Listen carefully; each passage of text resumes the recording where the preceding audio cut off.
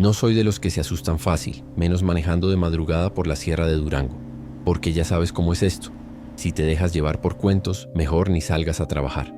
Pero hay cosas que no se pueden explicar, y aunque me cueste admitirlo, todavía tengo la imagen de esa noche clavada en la cabeza. Yo trabajaba entregando materiales, así que me tocaba manejar por esas curvas antes del amanecer.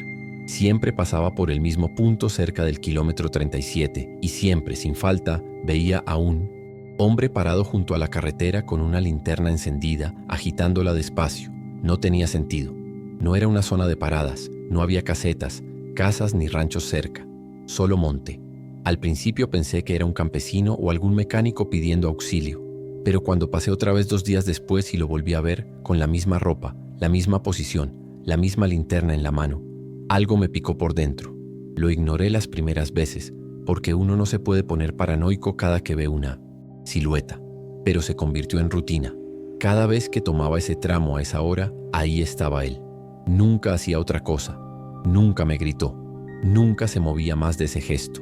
Una noche, después de dejar un cargamento en el Salto, regresaba solo y ya había amanecido. Me sentía valiente. Me dije a mí mismo que ya era hora de parar y ver quién era ese tipo, si necesitaba ayuda, si era alguien atrapado o qué. Cuando me acerqué, frené despacio, bajé del camión con el motor encendido. Había silencio absoluto, ni los grillos. Caminé hasta el punto exacto donde siempre lo veía, pero no había nadie, nada, ni marcas de pies, ni rastro de nadie.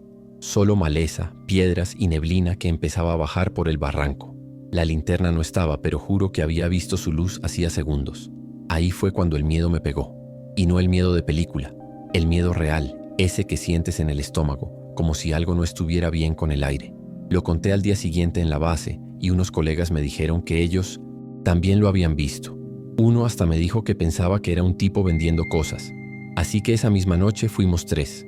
Yo, Miguel y el güero. Volvimos al mismo tramo con linternas y chalecos. Bajamos por la pendiente con cuidado y buscamos por entre los arbustos. Nunca esperé encontrar lo que vimos. Si tú también has visto algo raro en carretera, dime desde qué ciudad estás viendo esto y qué hora es. Y si te está gustando esta historia, suscríbete al canal, que eso nos ayuda un montón a seguir contando estos relatos. Miguel fue el primero en verlo. Estaba más abajo, detrás de unos matorrales secos. Nos gritó con una voz rara, como si no supiera si lo que veía era real. Corrimos hacia donde estaba y ahí, entre la maleza, había un coche completamente oxidado, casi cubierto por el monte, como si llevara años ahí. Estaba volcado, con las llantas apuntando hacia el cielo y el parabrisas hecho trizas. Lo más extraño fue que colgando del espejo retrovisor todavía estaba la linterna. Era una linterna vieja, de esas de metal, oxidada como el resto del coche, pero claramente era la misma. Se nos congeló la sangre. Nadie dijo nada durante unos segundos. Solo nos miramos. El güero se agachó y alumbró hacia adentro del coche. Y ahí fue donde ya no hubo vuelta atrás. En el asiento del conductor, apenas visibles entre tierra y restos de tela, había huesos. No me refiero a un par de huesitos tirados. Había una calavera, clavícula, costillas, todo apretado por el cinturón que todavía estaba cruzado. Era como si el tiempo se hubiera detenido para ese pobre tipo. Nadie había encontrado ese coche en años, por lo escondido que estaba. Y ahora me pregunto si lo que veíamos en la carretera era él. Miguel vomitó. El güero quería llamar a la policía, pero no había señal. Subimos al camión para movernos unos kilómetros y poder avisar. Lo raro fue que cuando intentamos arrancar, el motor no respondía, como si algo lo estuviera bloqueando. Apagamos todo, esperamos unos minutos. Yo no quería ni mirar por el retrovisor. Sentía como si alguien nos estuviera viendo desde atrás. Finalmente, después de unos 5 minutos eternos, el motor volvió como si nada. En cuanto recuperamos la señal, llamamos a la policía local y pasamos la ubicación. Nos pidieron que esperáramos, pero no íbamos a quedarnos ahí. Volvimos al pueblo más cercano y al rato nos llamaron para decir que habían encontrado el coche y que efectivamente había restos humanos en su interior. Dijeron que era un caso viejo, probablemente alguien que tuvo un accidente y nunca fue encontrado. Pero yo sé lo que vi. Yo lo vi más de 10 veces parado ahí. Y no era un reflejo ni alucinación. Era alguien pidiendo ayuda. Algo que se quedó atrapado en ese lugar. Algo que necesitaba ser visto, encontrado, rescatado. Aunque fuera demasiado tarde. Después de eso nunca más volví a ver al hombre con la linterna. Pasé varias veces por el mismo tramo, a la misma hora, incluso a propósito. Ya no había nadie. Ninguna luz. Solo la carretera vacía y el sonido del motor. Es como si al encontrar ese coche se hubiera cerrado algo, como si ese alguien finalmente hubiera sido liberado. Pero la sensación no se fue del todo. Cada vez que paso por ahí, no puedo evitar mirar de reojo, esperando ver otra vez esa luz moviéndose en la oscuridad. Nunca regresó, pero el recuerdo, sí. Lo más fuerte es que hasta hoy no sé cómo explicarlo. No creo en fantasmas, nunca creí, pero tampoco tengo una explicación lógica para lo que vivimos.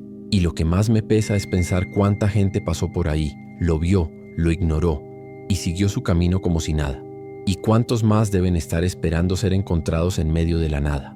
No sé quién era ese hombre ni qué lo retuvo ahí por tanto tiempo, pero si no me hubiera detenido esa noche, quizás seguiría parado al borde del camino, moviendo esa linterna una y otra vez, pidiendo ayuda en silencio. No sé si alguien más ha tenido problemas pasando por la brecha 19 en la carretera Hermosillo-Nogales, pero lo que viví ahí no lo quiero repetir jamás. Soy conductor de camiones de carga desde hace más de 15 años y puedo decir que he recorrido esas rutas lo suficiente como para saber cuándo algo no está bien. Esa noche salí desde Santa Ana con dirección a Hermosillo. Todo normal, buen clima, poco tráfico. Era pasada la medianoche y me sentía cansado, pero nada que no pudiera aguantar.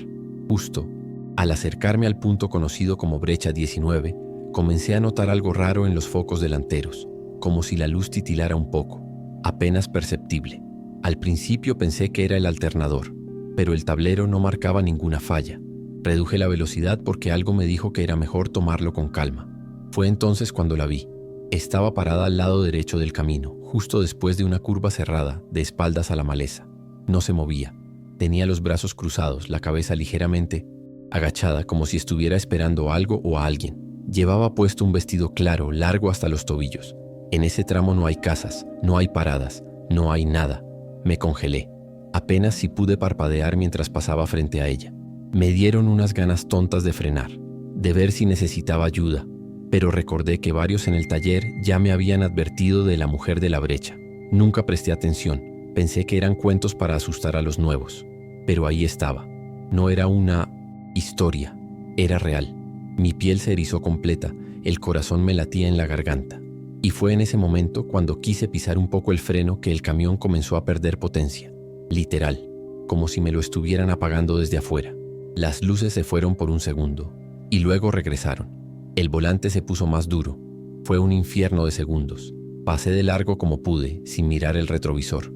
Seguí manejando hasta el próximo retorno, pero lo más raro fue que la radio también murió. Solo un zumbido leve, constante.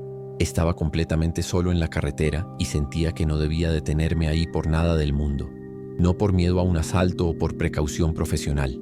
Era otra cosa, una presencia, como si no fuera bienvenido.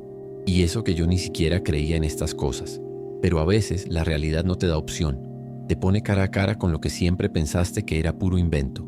Cuando por fin llegué a la gasolinera más cercana, todavía me temblaban las manos.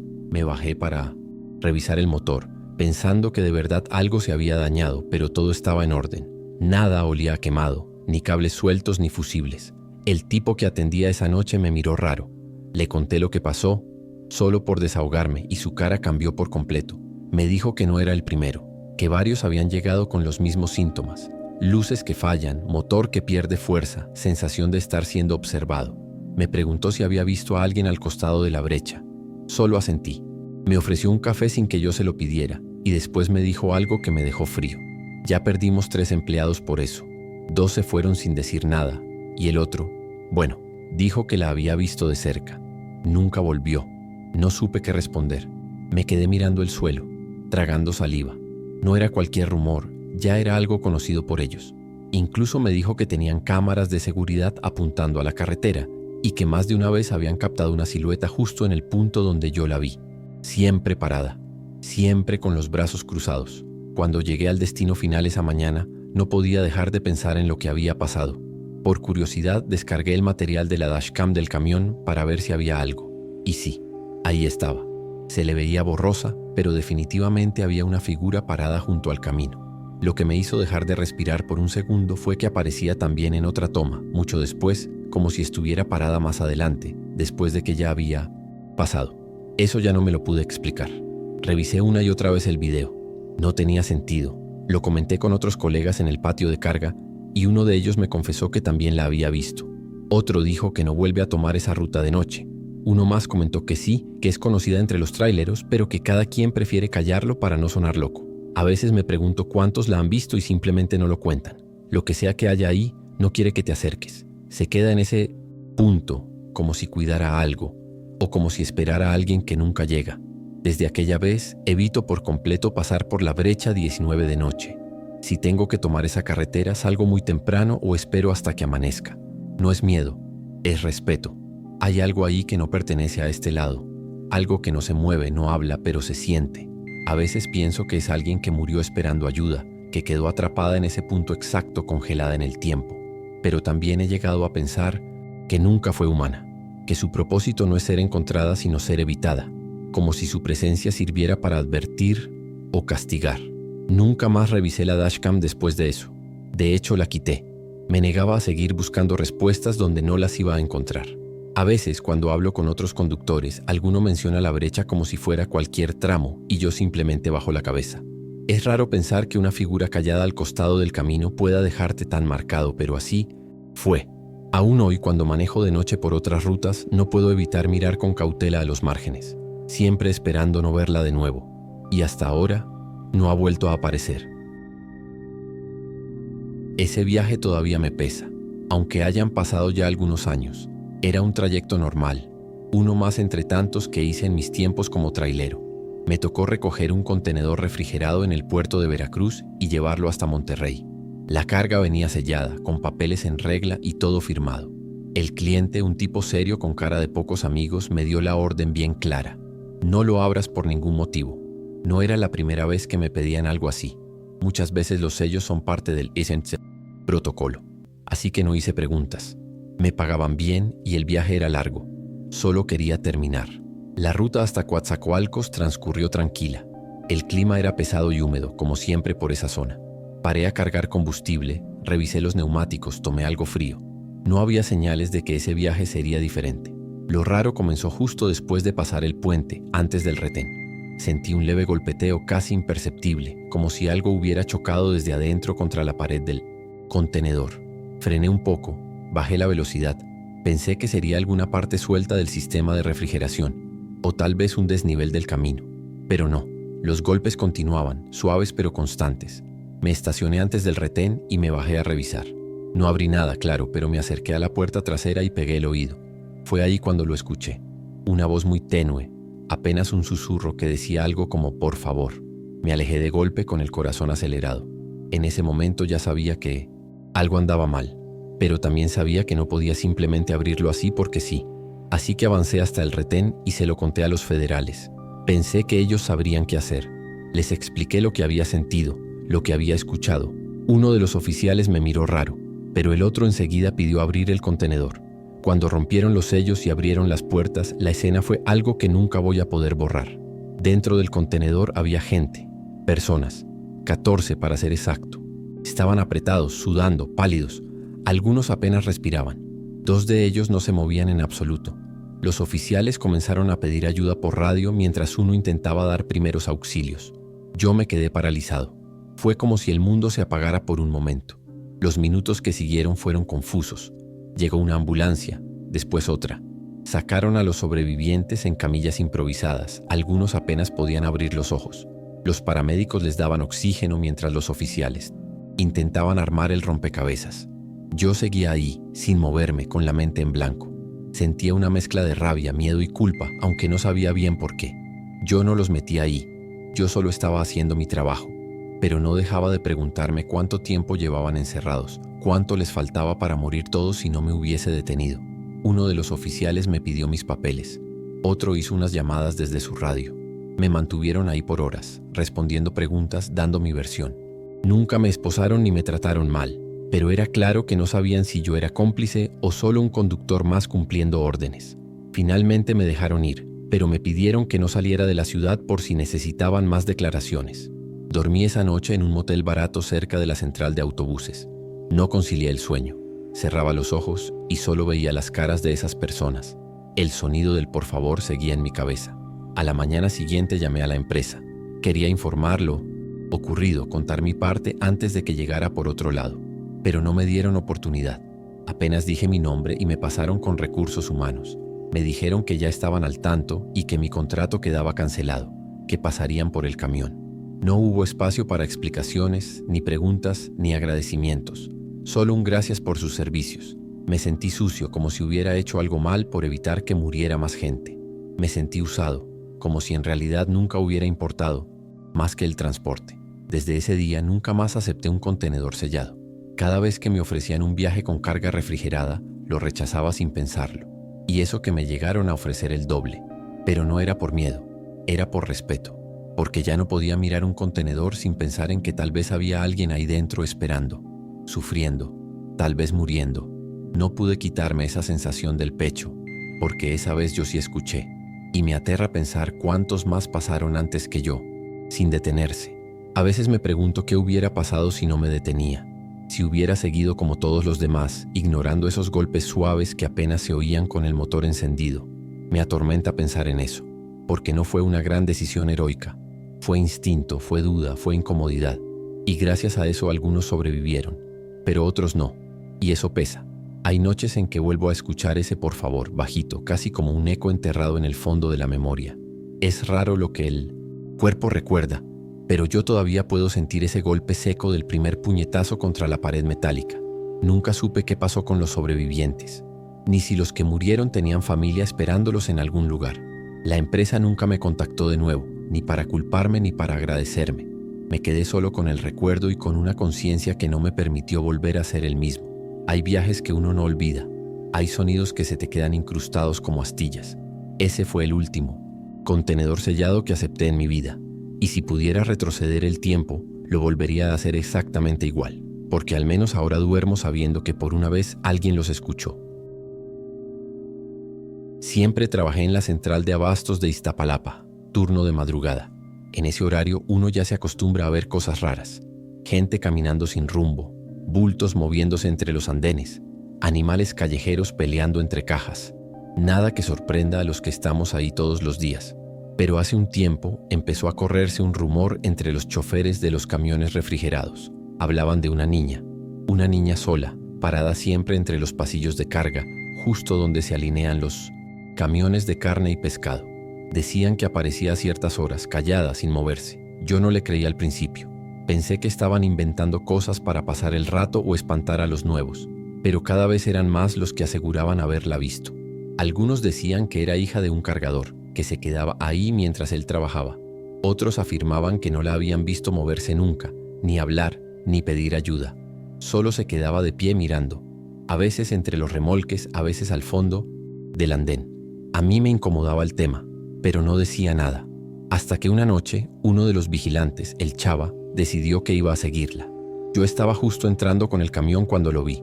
Él caminaba despacio, linterna en mano, y la silueta pequeña al fondo, parada entre dos unidades apagadas. Chava era un tipo serio, no se metía en tonterías. Pero esa noche algo lo impulsó a acercarse. Lo vimos caminar hasta que lo perdimos de vista entre los pasillos.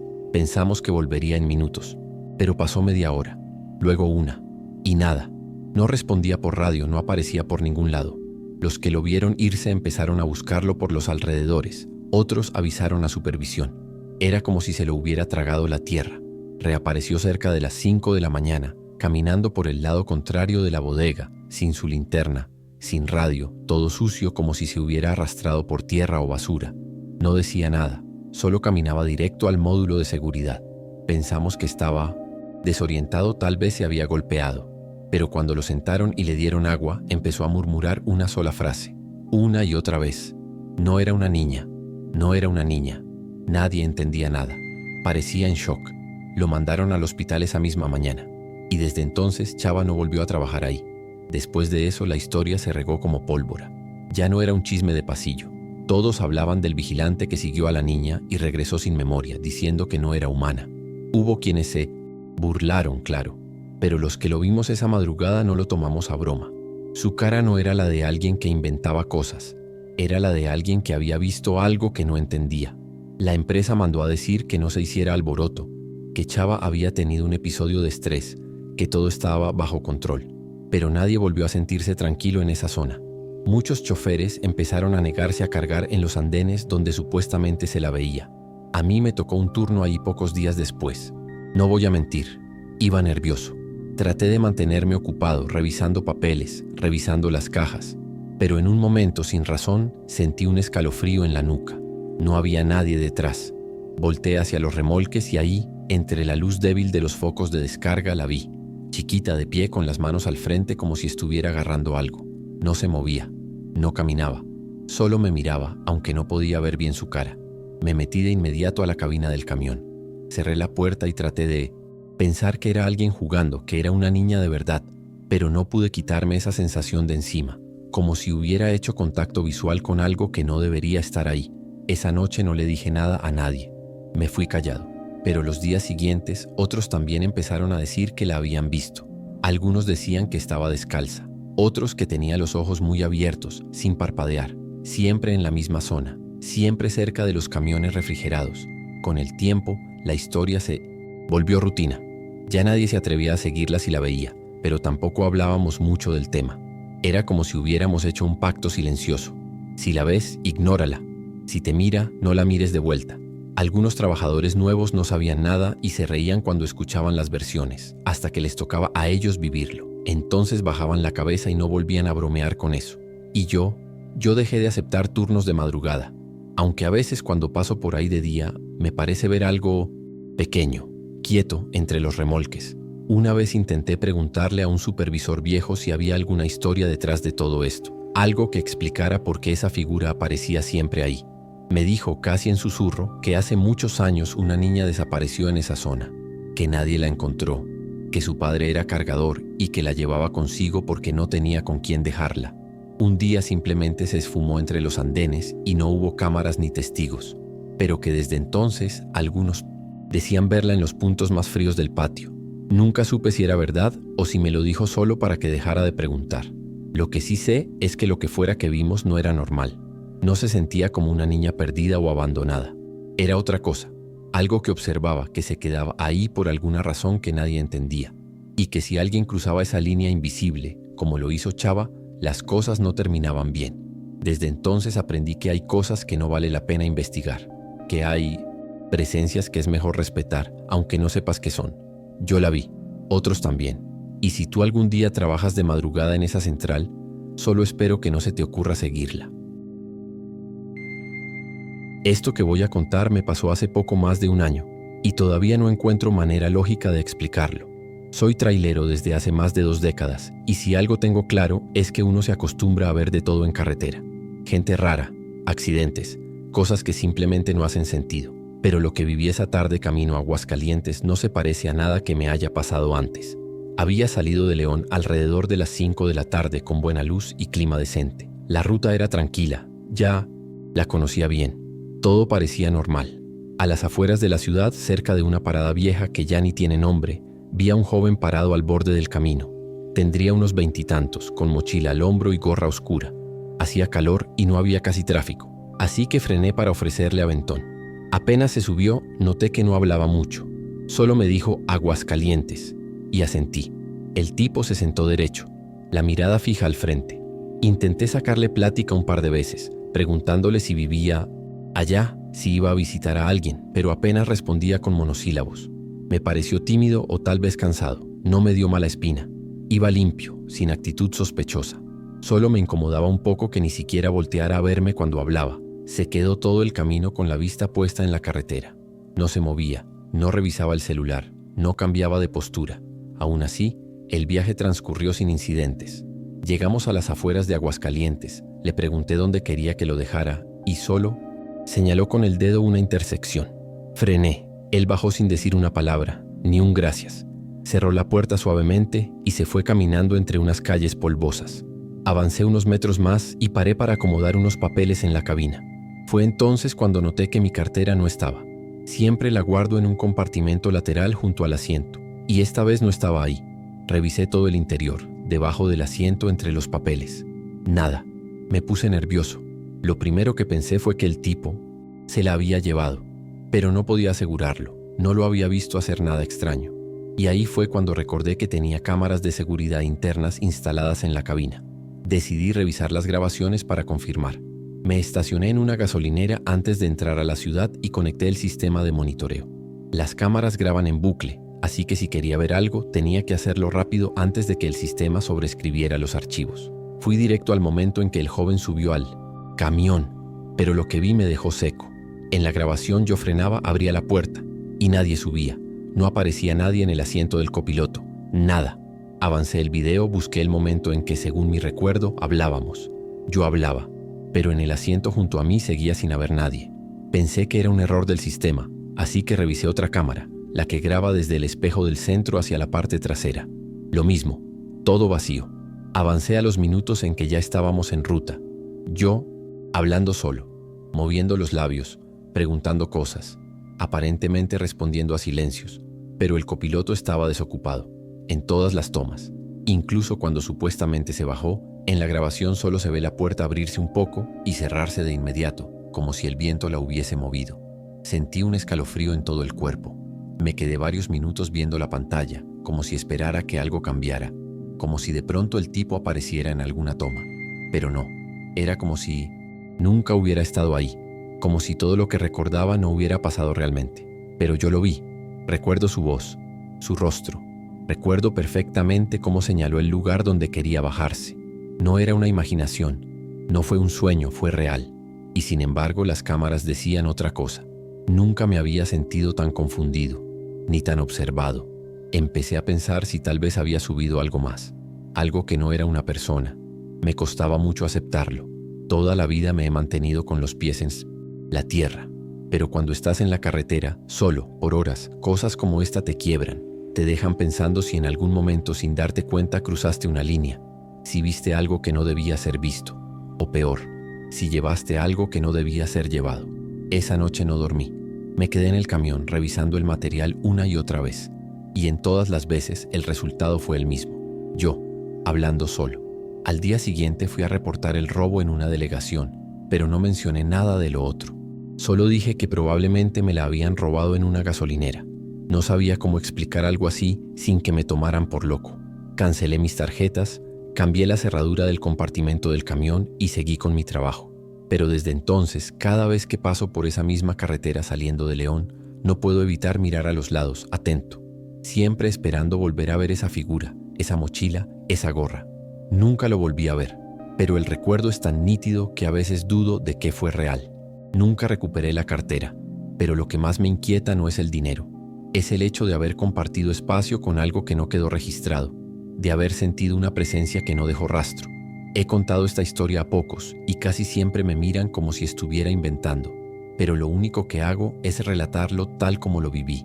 Y si alguna vez levantas a alguien en la carretera, solo asegúrate de que también aparezca en el espejo. Yo no soy de los que se dejan impresionar fácil. Llevo más de 15 años manejando tráiler por las carreteras del centro del país. Y si algo he aprendido es que uno ve de todo. Gente que te pide favores raros, cosas que aparecen en el camino, historias que se cuentan entre choferes. Pero lo que me pasó en ese viaje a Celaya, todavía me cuesta entenderlo.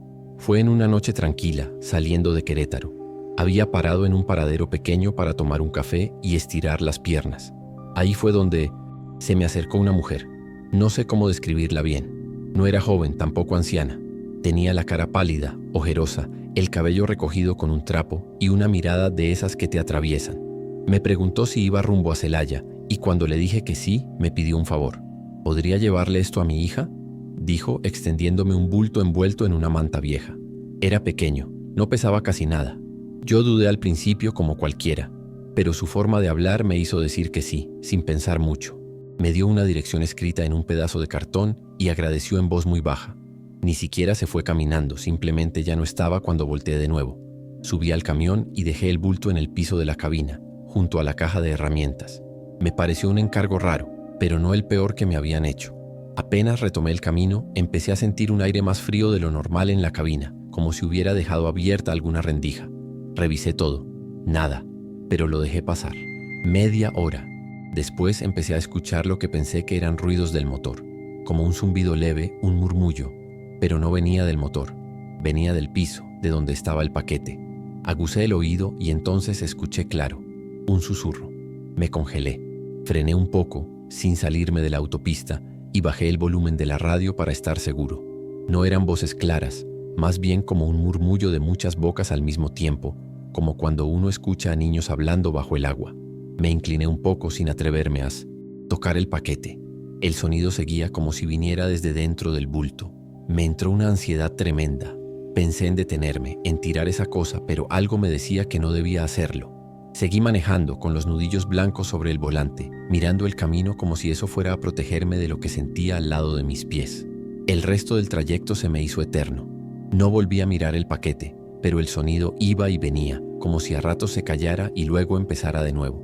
Y lo peor era que cada vez que se reanudaba parecía estar más cerca. No me refiero a distancia física, sino a una sensación, como si en lugar de provenir del piso los susurros se metieran en mi cabeza. Llegué a pensar que era mi imaginación, que estaba cansado, que tal vez me estaba sugestionando. Pero no, había algo ahí, algo que no quería que lo tocara, pero tampoco que lo ignorara. Cuando por fin llegué a la dirección escrita, me llevé otra sorpresa. No era una casa, ni una tienda, ni un lugar habitado. Era un lote baldío, cercado con láminas oxidadas, lleno de maleza, basura, con un poste roto al centro. Me bajé del camión seguro de que me había equivocado y caminé un poco buscando algo que me dijera que ahí vivía alguien, pero no había ni rastro de personas. Nadie, ni una luz, ni un perro. Era el tipo de lugar al que no te gustaría acercarte ni de día, y menos cargando un paquete que parecía respirar. Volví a la cabina. Pensé en dejarlo ahí y largarme, pero la curiosidad pudo más. El bulto seguía en el mismo lugar, pero ahora estaba empapado. No mojado como por agua de lluvia. Era otra cosa, un líquido oscuro que había manchado la manta por fuera. Temblando, lo tomé con ambas manos. Sentí que pesaba más que antes, o tal vez era solo la tensión. Me senté en el asiento y lo coloqué sobre mis piernas. La tela estaba fría, muy fría, y seguía húmeda como si acabara de salir del fondo de un pozo. Desenvolví la manta despacio, con las manos sudadas y el corazón a 1000 por hora. Al abrir la última capa, me paralicé. No había ningún objeto reconocible, solo tierra oscura, húmeda como si la hubieran sacado con las manos. Y entre la tierra, un mechón de cabello lacio como de una niña, enredado con algo que al principio no identifiqué. Pero al limpiarlo un poco con los dedos lo vi claro, un diente de leche, blanco, pequeño, manchado de barro seco. Lo solté de inmediato y el paquete cayó al suelo, esparciendo parte de su contenido. Cerré la puerta del camión con fuerza, sin saber qué hacer. Me quedé un rato dentro del camión, sin moverme, viendo por el parabrisas sucio ese terreno abandonado que parecía tragarse el sonido. Ya no escuchaba susurros ni zumbidos. Todo se había vuelto un silencio denso, incómodo. Quise convencerme de que alguien me estaba jugando una broma macabra, que tal vez era una especie de advertencia, pero no había forma de explicarlo. Revisé el celular para llamar a alguien, pero no tenía señal. Era como si ese lugar existiera fuera de todo. Afuera, el paquete seguía en el piso, abierto, la tierra esparcida como si acabara de salir de una tumba. Encendí el camión y me fui. Dejé el bulto ahí, como lo encontré, sin mirar atrás. No hice ninguna entrega. No regresé al paradero de donde salí. Nunca más tomé esa ruta. Y aunque borré de mi teléfono la dirección que me habían dado, no pude borrar la imagen de ese mechón de cabello entre la tierra mojada. Lo que me dieron no era un paquete. Era un encargo que no debía aceptar. A veces cuando paso por Querétaro me acuerdo de la mujer, de su voz apagada, de sus ojos clavados en mí, y me pregunto si realmente tenía una hija, o si solo quería que alguien cargara con eso un rato. Nunca pensé que algo tan simple como una revisión de rutina pudiera convertirse en una sentencia de muerte. Era una tarde calurosa saliendo de Ciudad Victoria. Ya había hecho mi entrega y tomaba la carretera rumbo al norte. El camino iba tranquilo, poco tráfico, pero no del todo vacío. A lo lejos vi una patrulla estacionada a un costado con las luces encendidas y 2 hombres parados junto a ella. Uno de ellos me hizo señas para detenerme. Todo parecía normal, así que frené con cuidado y puse las intermitentes. Me bajé con los papeles en mano como siempre hago. Uno de los tipos se acercó y me pidió los documentos. No hablaba como los demás oficiales con los que uno ya está curtido. Era seco, medio brusco. El otro se quedó más atrás, recargado en la patrulla. Revisaron mis papeles sin mucho interés y después preguntaron qué llevaba. Les dije que iba vacío, regresando a la base. Insistieron en revisar la caja. Fue entonces cuando empecé a notar cosas raras. El uniforme que traían no era igual. Uno llevaba un chaleco negro con letras blancas, el otro uno verde fosforescente. No combinaban. Me pareció extraño. Luego me fijé mejor en la patrulla. No tenía placas, solo una calcomanía mal puesta en la parte trasera. Algo no cuadraba, y aunque por dentro todo me decía que era una tontería, que tal vez eran de alguna unidad especial, la sensación en el estómago no me dejaba tranquilo. Les dije que tenía prisa, que podían revisar por fuera, pero que no iba a abrir sin una orden. El más cercano frunció el ceño y se puso tenso. Me preguntó si estaba escondiendo algo. Yo no respondí. Di un paso atrás, subí al camión y sin pensarlo mucho, aceleré. No sé si esperaban que me fuera. Tal vez sí. Tal vez no habían terminado de decidir qué iban a hacer. Pero no me siguieron. Manejé sin parar durante casi una hora, con el corazón a 1000 y las manos temblorosas. Paré en una gasolinera lejos, mucho más adelante, y me encerré en la cabina. Encendí el celular para revisar redes y fue ahí, cuando vi una publicación local. Decía que una camioneta sin placas, similar a una patrulla, había sido encontrada calcinada en una brecha cercana. Dentro, 2 cuerpos irreconocibles. Me quedé helado. No era coincidencia. Leí la nota 3 veces. La descripción coincidía demasiado. El lugar, el tipo de vehículo, incluso el tramo donde me habían detenido. No daban muchos detalles. Solo que las autoridades estaban investigando y que no parecía tratarse de una patrulla oficial. En los comentarios, varios usuarios mencionaban que en esa zona ya habían pasado cosas raras. Supuestos retenes donde desaparecían personas. Gente que se bajaba a cooperar y ya no se volvía a saber de ellos. Me sudaban las manos. La idea de que estuve a nada de ser uno más de esos casos me dejó mal. Me quedé en la gasolinera un buen rato. Miraba por los espejos cada tanto, como esperando ver esa camioneta otra vez. No sabía si debía reportarlo o simplemente callarme. ¿Qué iba a decir? Que me detuvieron 2 tipos raros, que algo no cuadraba y me fui. Que luego una camioneta apareció quemada con 2 cadáveres y que creo que eran ellos. Me parecía tan irreal que dudaba hasta de mí mismo. Pero el miedo era real, y esa sensación de que escapé por segundos también lo era. No me moví de ahí hasta que amaneció. Cuando regresé a mi base no conté toda la historia. Solo dije que me habían querido revisar sin motivo, que sospeché y seguí de largo. Algunos compañeros se rieron, otros me dijeron que hice bien. Pero después en privado uno de los más viejos se me acercó y me dijo algo que se me quedó clavado. Si algo no huele a ley, no es ley. Más vale perder tiempo que perder la vida. Ahí entendí que muchos ya sabían, que estas cosas no se cuentan porque no conviene, porque si dices algo nadie te protege, y a veces ni siquiera te creen. Desde entonces, cada que paso por un retén o una patrulla mal estacionada, me fijo en todo. Las placas, los chalecos, las caras, el lenguaje corporal. Ya no doy por sentado que alguien con uniforme es lo que dice ser. Lo que viví esa noche me cambió.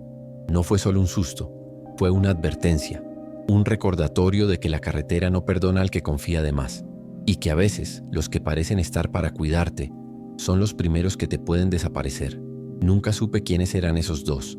Nunca aparecieron más datos en las noticias. Solo la imagen de la camioneta carbonizada y un par de frases vagas sobre presuntos delincuentes. Ninguna mención a que se hacían pasar por policías. Ninguna advertencia al público. Y eso es lo que más me jodió. Saber que podían estar haciéndolo con cualquiera, en cualquier noche, y nadie decía nada. La vida en la carretera tiene sus reglas. Y una de ellas es que si algo te huele mal, no lo pienses 2 veces. Yo lo sentí ese día. Algo en mi cuerpo me dijo que corriera. Y corrí. A veces me acuesto y pienso qué habría pasado si me hubieran detenido 5 minutos más. Si me hubieran hecho bajar. Si me hubieran llevado por seguridad. Cada tanto, cuando paso por ese mismo tramo, todavía me entra un nudo en el estómago. Miro hacia el punto donde estuve parado con ellos y solo veo un pedazo más de asfalto. Pero en mi cabeza todo sigue ahí. Y aunque me cueste admitirlo, sé que esa noche me salvé por instinto. No por suerte, porque si me hubiera quedado, hoy no estaría escribiendo esto. Esto que voy a contar me pasó hace unos meses en Apatzingán, y todavía no sé cómo digerirlo del todo. No fue una situación peligrosa en el sentido físico, pero sí me dejó con una sensación que nunca había experimentado en todos mis años como trailero. Venía de cargar mercancía ligera y me dirigía hacia Michoacán, nada fuera de lo común. A la salida del municipio, vi a un joven de unos 20 años parado a un costado de la carretera, mochila al hombro, tranquilo, nada sospechoso. Me hizo la señal clásica con la mano para pedir aventón. No suelo levantar gente, pero esa vez algo me hizo frenar. Tal vez porque lo vi delgado, solo, o simplemente porque el trayecto era largo y no me venía mal tener compañía. El tipo subió con calma, me saludó cortés, sin apuro, y se sentó en el asiento trasero de la cabina. Llevaba puesta una camisa gris, pantalón oscuro y unos tenis que se veían casi nuevos. No hablaba mucho, pero no me pareció raro. Algunos prefieren el silencio. Nos mantuvimos así un buen rato, solo el ruido del motor y la carretera. Fue ya avanzado el camino, después de pasar Buenavista, que dijo algo que me pareció raro. Sin mirarme, sin cambiar el tono de voz, soltó: «No voltee para atrás, porfa. Mi amigo viene dormido». Me reí, le dije algo como: «Ándale, no me asustes», pensando que era una broma. Pero él no respondió, ni se rió. Se quedó callado mirando por la ventana. No insistió, tampoco parecía molesto. Solo serio. Me incomodó un poco, pero lo dejé pasar. Seguí manejando, sin darle vueltas, aunque me costaba no voltear de reojo por el retrovisor. La tensión se instaló poco a poco. No era miedo, pero sí esa sensación rara de que algo no encaja. Aún así, no quise armarme ideas en la cabeza. Pensé que a lo mejor era su forma de evitar conversación, o que estaba pasando por algo personal. Pero ese silencio, sumado al comentario, me hizo mirar el reloj más veces de lo normal.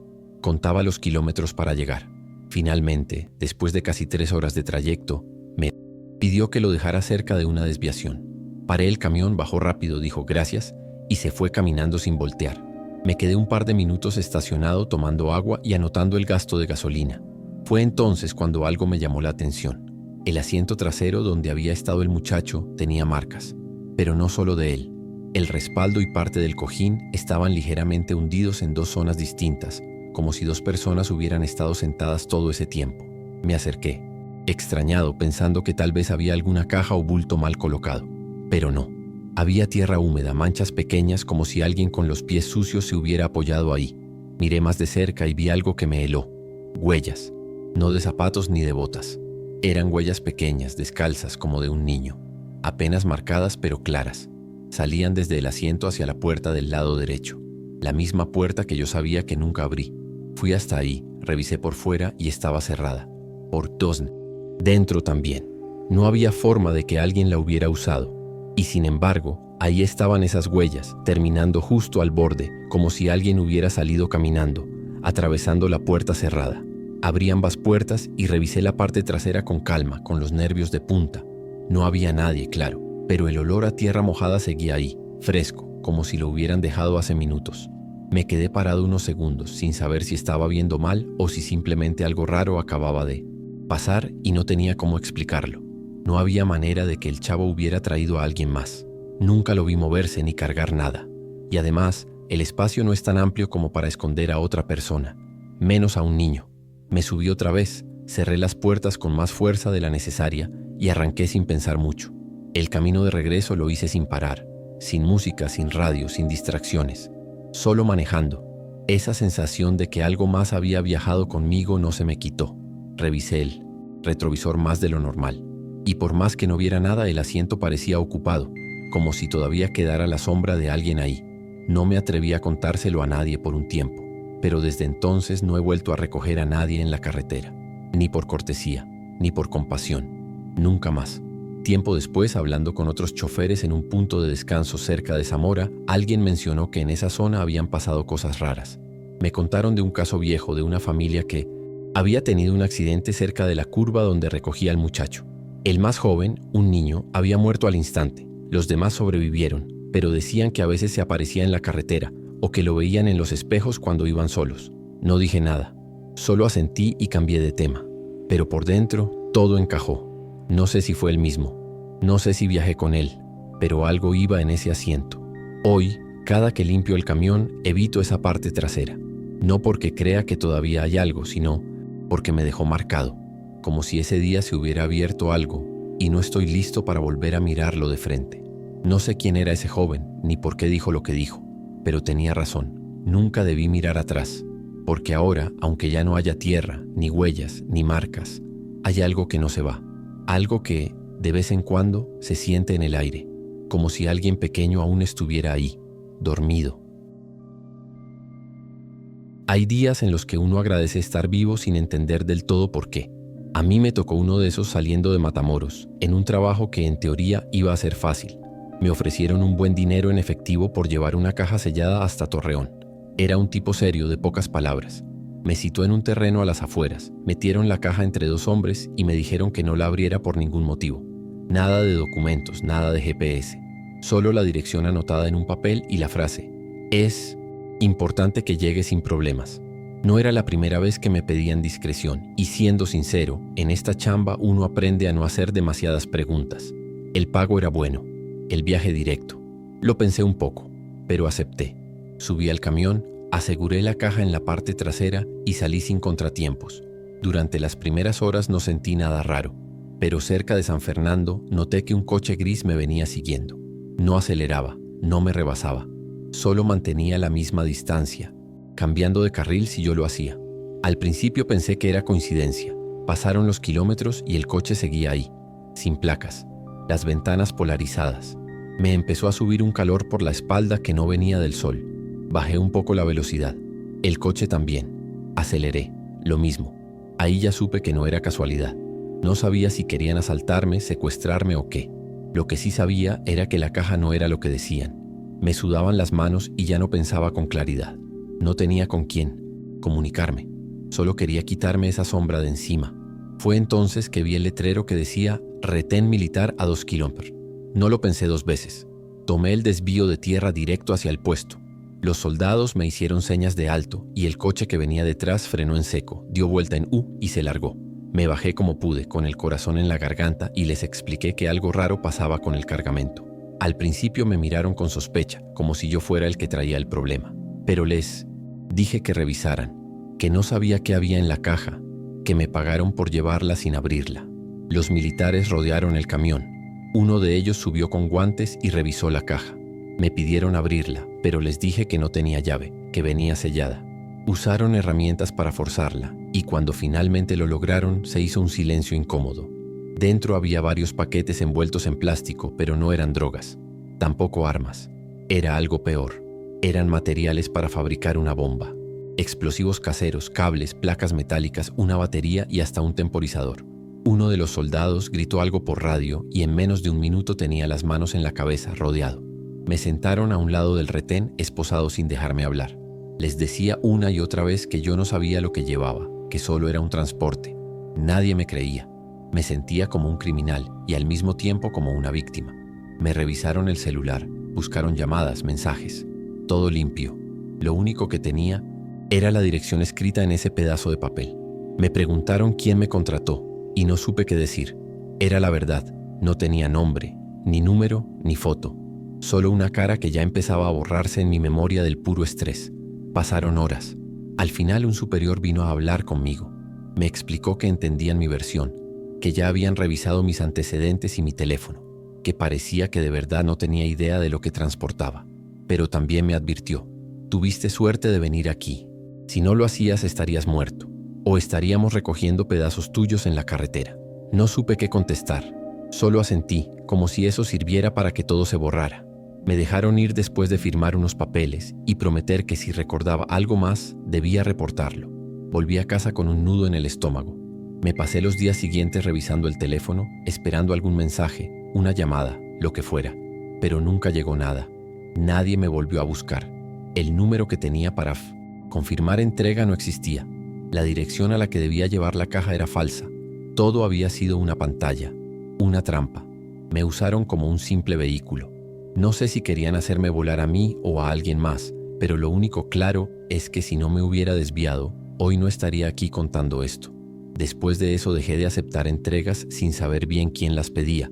Me volví paranoico con cada caja, cada cliente nuevo, cada pago en efectivo. Todo me sonaba a trampa. Perdí varios trabajos por decir que no, pero me dio igual. Prefería quedarme sin gasolina que volver a ser parte de algo así. Me costó semanas poder dormir tranquilo. A veces me despertaba en medio de la noche con la imagen de la caja abierta y esos cables saliendo como serpientes. Nunca me había sentido tan manipulado, tan vulnerable. Y lo peor, tan prescindible. No sé quién me contrató. No sé si eran narcos, gente enferma o alguien con algún plan político, no tengo idea. Solo sé que me escogieron porque parezco confiado, porque no pregunto, porque me ven como un peón más en el tablero. Y eso es lo que más me dolió, porque en esta vida uno se acostumbra a los riesgos, pero no a la idea de que pudiste morir sin siquiera saber por qué. Desde entonces, cada vez que paso por un retén, me detengo con alivio, porque esa noche aprendí que hay cargas que no valen lo que te pagan, ni por todo el dinero del mundo. De todas las rutas que he hecho en mi vida, la de Mazatlán a Durango siempre me ha dado una sensación rara. No miedo exactamente, pero sí respeto. Es un tramo pesado, con curvas cerradas, neblina traicionera y una soledad que se te mete en el pecho. Por eso, cuando me ofrecieron sumarme a una caravana de 6 tráileres para cruzar de noche, no lo dudé. Ir acompañado siempre da algo de seguridad. El que organizaba todo se hacía llamar El Gavilán. Nadie sabía su nombre real, pero todos parecían conocerlo, o al menos confiar en él. Hablaba firme, como alguien acostumbrado a dar órdenes. Nos reunimos en una gasolinera a las afueras de Mazatlán. Ahí revisamos radios, acordamos el orden y marcamos tiempos. Yo iría penúltimo, El Gavilán al frente. Empezamos el ascenso poco después de las 11. El camino estaba despejado, pero la neblina ya se empezaba a formar en los puntos altos. Las luces de los camiones dibujaban figuras raras entre los árboles. Durante la primera hora, todo fue normal. Radio constante, bromas entre cabinas, alguna que otra advertencia sobre piedras o animales cruzando. Fue en una curva cerrada, antes de un pequeño túnel, que el primero desapareció. Lo notamos porque dejó de responder por radio. Pensamos que se había rezagado, tal vez con algún problema mecánico. El Gavilán pidió seguir, que ya lo alcanzaría o se reportaría más adelante. Pero pasaron los minutos y nada. Luego, poco después de una pendiente pronunciada, otro más dejó de contestar. Ya no era casualidad. Los radios empezaron a llenarse de estática y las voces de los demás se volvieron más tensas. Yo comencé a sentir ese malestar que te avisa que algo no está bien, aunque no sepas qué. Uno quiso parar. Dijo que iba a orillarse y revisar bien, porque tenía una sensación extraña. El Gavilán fue tajante. Nadie se detiene. Nadie se separa. Mantengan formación. Lo dijo con una autoridad que te dejaba sin ganas de discutir. Pero la verdad es que ya no me sentía cómodo. Las curvas parecían más cerradas de lo normal, como si el camino hubiera cambiado. Las luces de los camiones de adelante iban desapareciendo una por una, como si alguien las fuera apagando.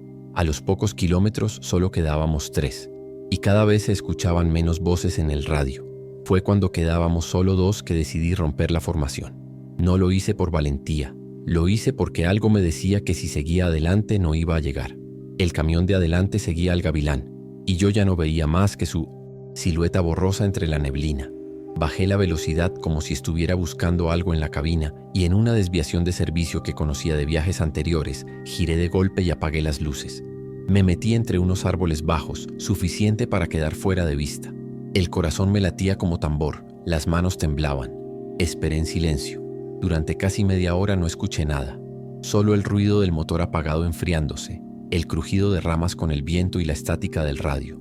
Pensé en prenderlo de nuevo para saber si alguien más seguía en línea, pero no lo hice. Tenía miedo de que si hablaba, alguien o algo respondiera. Me quedé ahí hasta que amaneció. Cuando salí de nuevo a la carretera, ya no había rastro de ningún tráiler, ninguna luz, ninguna huella reciente, como si nunca hubiéramos pasado por ahí. Solo el sonido monótono del viento bajando de la sierra. Regresé solo a Durango, sin detenerme, sin mirar atrás. Al llegar a la base, pregunté por los demás. Nadie sabía nada.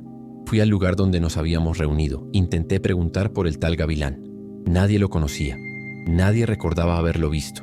Los otros choferes que supuestamente lo seguían tampoco eran reconocidos por nadie. Ninguno estaba registrado en la empresa ni en la lista de rutas. Como si esa noche los hubiera conocido solo yo. Como si esa caravana hubiera existido solo en ese tramo maldito. Pensé en revisar cámaras de seguridad, estaciones de servicio, grabaciones de GPS. Pero fue inútil. ¿O no? ¿Había registros o simplemente nadie recordaba nada fuera de lo normal? Algunos me dijeron que a veces pasa, que hay rutas donde la realidad se dobla, donde el camino muestra cosas que no están. Otros me dijeron que el Gavilán era un nombre que ya se había escuchado antes, pero en historias viejas, relatos de carretera que terminaban mal. En todos ellos quien lo seguía no volvía a aparecer.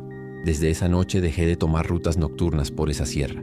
Aunque nadie me creyera del todo, algo dentro de mí cambió. A veces me despierto de madrugada con la imagen del retrovisor vacío, con la sensación de que alguien venía detrás, aunque no podía verlo. La figura del Gavilán se me quedó grabada, aunque no sabría describir su cara con claridad. Solo recuerdo su voz por el radio y esa forma seca de mandar. No era normal. Nada de lo que pasó esa noche lo fue.